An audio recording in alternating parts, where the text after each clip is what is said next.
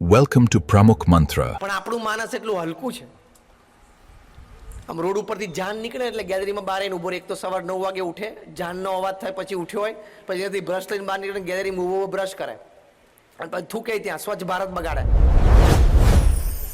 અને પછી જાન પસાર થઈ જાય ને 20 મિનિટ પછી એક તો ગંજીન લુંગી પહેરીને બહાર આવ્યો હોય, બ્રશ કરતો કરતો ત્યાં પેરાપેટ ઉપર થૂકે. તમે બધા દ્રશ્યો જોયા હશે. જોયા કરતા એક સ્ટેપ આગળ હશો.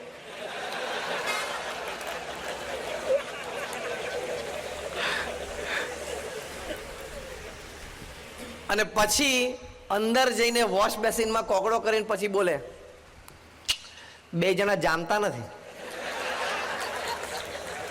કે 2 જણાનું તે નક્કી કરેલું, અને 2 જણાનું જામ્યું નહીં, છૂટું પડ્યું તો એકાદાની જવાબદારી તારે છે. મૂકને માથાકૂટ. પણ ગામ આખામાં સજેશન આપવાનું. આ તો સારું છે નરેન્દ્રભાઈ અત્યારે અહીંયા છે નહીં તો આપણે બધાને 5-5 સલાહો છે. નરેન્દ્રભાઈએ શું કરવું જોઈએ એની 5-5 સલાહ આપણે બધા પાસે છે. હવે તારે 25મી તારીખે ઘરે શાકભાજી ખૂટે છે, એનું કંઈક કર. પેલા તું દિલ્હી સલાહ રહેવા દે. ત્યાં તંત્ર કેવી રીતે ચાલતું હોય તને ખબર ના હોય. તારા કીધે ઘર બરોબર નથી ચાલતું. 4 દિવાલ તારી, 3 જણા જ ઘરમાં રહો છો, અને આને ભારતના 750 જિલ્લા ચલાવવાના. એટલે આપણું માનસ એવું છે ને અભાવ ગુણનું, જ્યાં જોઈએ ત્યાં કંઈક ખોટું દેખાય અને ત્યાં આપણે સલાહ આપવી હોય. તારું ક્ષેત્ર જ નથી.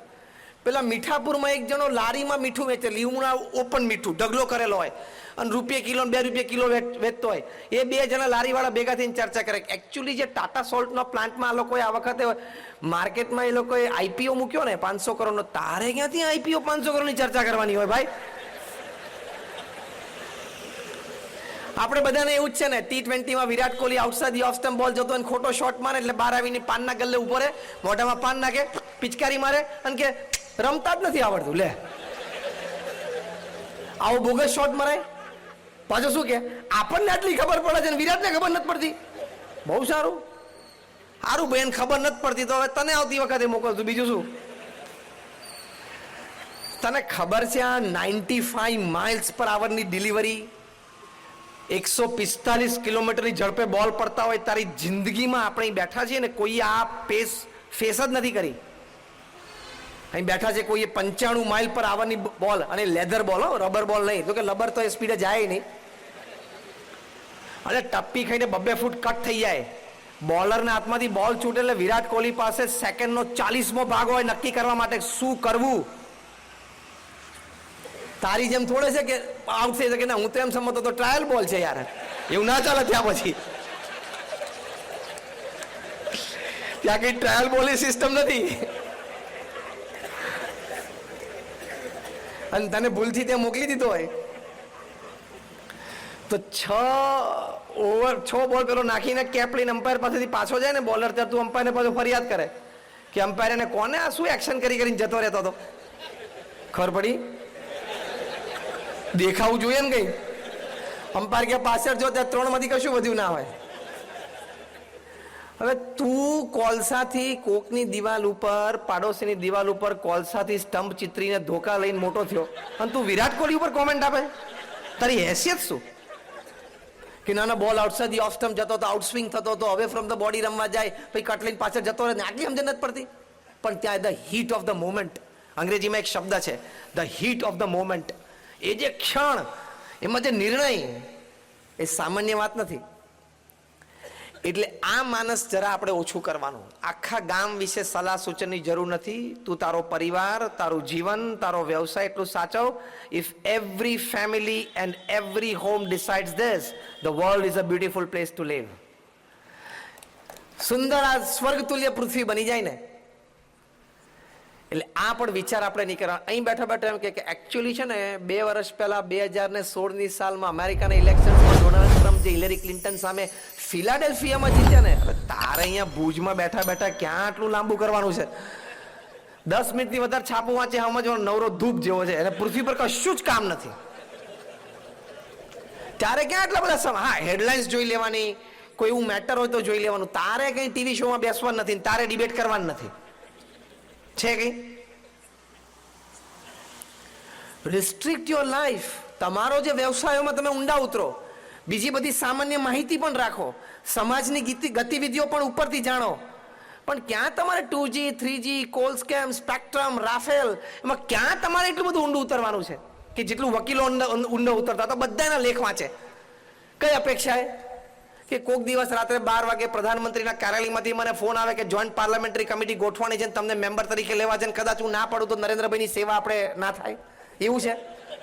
કદાચ એમનો ફોન આવે અને હું ના પાડું તો દેશના નાગરિક તરીકે અસેવા થાય. તારા જેવા એને 125 કરોડ છે, તું સુઈ જા. Restrict yourself. Restrict yourself to your life, your family life, your business life and a general information of the surrounding. આપણી આજુબાજુની એક સામાન્ય માહિતી રાખવાની. બાકી આપણું જીવન, આપણો પરિવાર, આપણો વ્યવસાય એમાં આપણે ઊંડા ઉતરવાનું. તો તમારું જીવન લાઈફ ઇઝ બ્યુટીફુલ. તો જીવન સૌંદર્ય ભર્યું થશે. બીજો એક દ્રષ્ટિકોણ છે, કાર્ય અને વિચારોની સાથે તમારા પરિવાર સાથે તમે સંતુલન જાળવજો.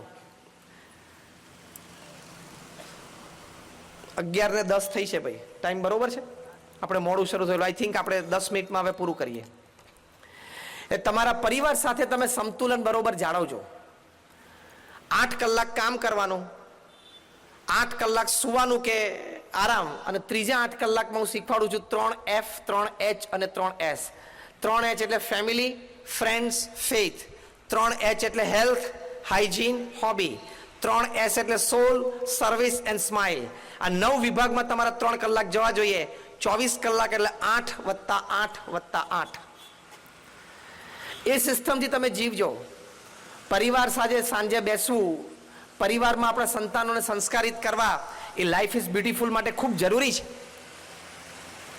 દુનિયાના સૌથી ધનાઢ્ય વ્યક્તિ વોરેન બફેટ સાંજે 6 વાગે મોબાઈલ ફોન બંધ કરીને ઘરે આવી જાય છે. રાત્રે 8 વાગે પરિવાર સાથે સાથે જ જમે છે. પતિ પત્ની રોજ રાત્રે અડધો કલાક જમ્યા પછી સાથે ચાલવા જાય છે. પતિ પત્ની સાથે બેસીને રોજ અડધો કલાકની ટ્યુશન એમના સંતાનોને આપ્યું, પછી એમના ગ્રેન્ડ ચિલ્ડ્રનને આપ્યું, અને આજે એમના ગ્રેટ ગ્રેન્ડ ચિલ્ડ્રનને આપે છે. પારિવારિક જીવન. હાર્વર્ડ યુનિવર્સિટીના એક સર્વે પ્રમાણે 110 દેશોમાં 1 લાખ પરિવારમાં 5 ખંડ ઉપર across caste, creed, colour, religion, nationality એ લોકો એક સર્વે કર્યો, અને સર્વેનો મુખ્ય પ્રશ્ન એ હતો, આ 1 લાખ પરિવારને પૂછવામાં આવ્યો કે what according to you is the greatest joy upon this earth. તમારી દ્રષ્ટિએ પૃથ્વી પર સૌથી મોટો આનંદ શું છે? અને સર્વે કેવી રીતે થયેલો? દુનિયાના 110 દેશોમાં 5 ખંડ ઉપર 8 વર્ષ સુધી આ સર્વે ચાલેલો. અને તમામ જ્ઞાતિ જાતિના લોકો, પરિવારોને પૂછવામાં આવેલું, એટલે ક્રોસ સેક્શન વોઝ ગ્રેટ.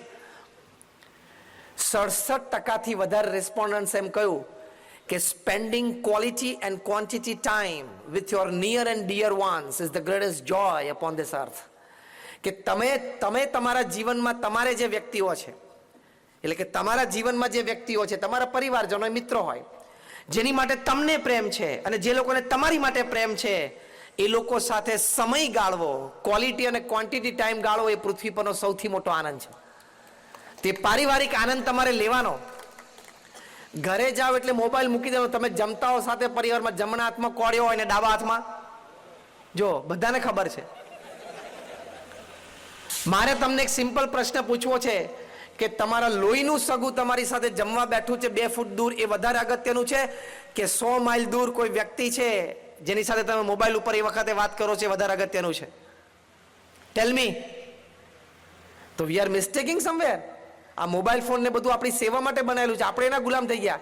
દર 3 મિનિટે આપણે મોબાઈલ ફોનને અડીએ નહીં ને, ગમે તે જગ્યાએ હોઈએ, ગમે તે પરિસ્થિતિમાં હોઈએ, પણ 3જી મિનિટે જો આપણે મોબાઈલ ફોનને અડીએ નહીં ને, તો આપણે ડિસ્ચાર્જ થઈ જઈએ છીએ. મોબાઈલ તો જ્યારે થવાનો હોય ત્યારે 3 મિનિટે કાઢીને જોવે, કંઈક છે, કંઈ છે, તો તું કંઈ સેલિબ્રિટી છું? તું સ્ટાર, સુપરસ્ટાર છું? તારા ઇન્સ્ટાગ્રામ ઉપર 3 મિલિયન ફોલોવર છે? તું શેનો જોવે છે?